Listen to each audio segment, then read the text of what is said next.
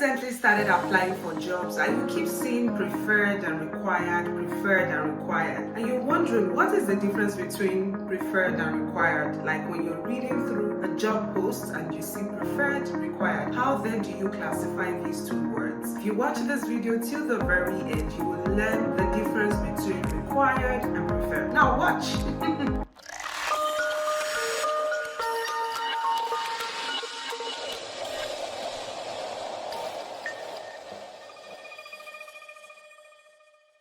Hi there, my name is Bisola Miriam, and in this video I will talk to you about the difference between preferred and required. A lot of times when people go on LinkedIn or on some other sites to find jobs, what usually happens is people are usually confused when they see these two words, required and preferred. So you check a job post and then you see the word required. It is not the same as preferred.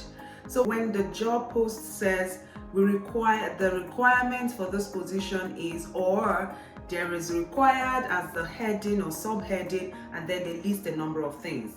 Required in this case means that those are the things that are necessary for anyone to actually take that position. But when it says preferred, it says the meaning is those are the things that are also put into consideration, but they are not the absolute determining factors or deal breakers for anyone who is going to take that position. Does that make sense? So you need to be able to understand the difference between required and preferred. Let me give another example. You see a job post and then it says the required degree is first degree or bachelor's in communication. That is required. But it also says preferred master's in communication. So in other words, if someone has a bachelor's or BA, Bachelor's of Arts in Communication, it doesn't mean the person is not qualified to apply. Actually, that's the minimum requirement or the basic requirement. But if you have a master's in communication, what that means is it is preferred. If it says master's preferred, it simply means that we would consider someone with a master's degree. But you not having a master's degree does not disqualify you from that job or from getting that position. I know a lot of people get really confused when they see preferred and required, and so I thought to make this quick clarification. If you're finding this video useful, leave a comment, share it right now, let somebody else watch it. Let me also mention that if you've not bought any product from us, I want to seriously recommend that you go get my book, Fully Funded. This book is currently selling really fast on Amazon, and you can follow the link in the description of this video to get the book. If you're also looking to get into any of our coaching communities, we have the personal development coaching for people who are looking to get jobs or relocate abroad. And if you follow the link in the description of this video as well, you can buy that program. It's just $10 and it's on seller. If you're looking to get the Executive Reviewer program, that is a customized reviewer program that allows us an expert reviewer that works with us to review your application document, then you should get the special program which is called the Executive Reviewer Package, and it's for $1,000, and it's just a month program. Now let's talk about another case study, okay? Just so you get a better sense of what preferred and required really means, okay? So the other thing I want to share with you is if you see a job post that says, let's talk about the language requirement as a case study.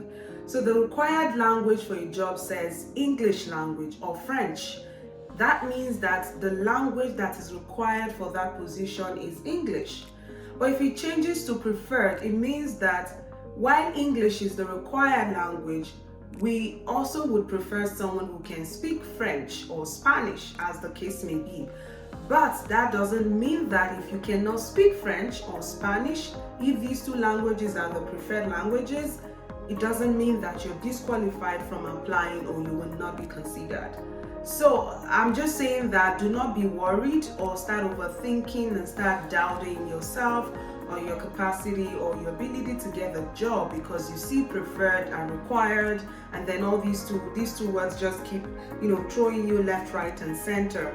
You still want to remain calm because you deserve that job and you are going to get it. If you're also looking to get more information about what we do, just send us an email, questions@ideyforyou.com.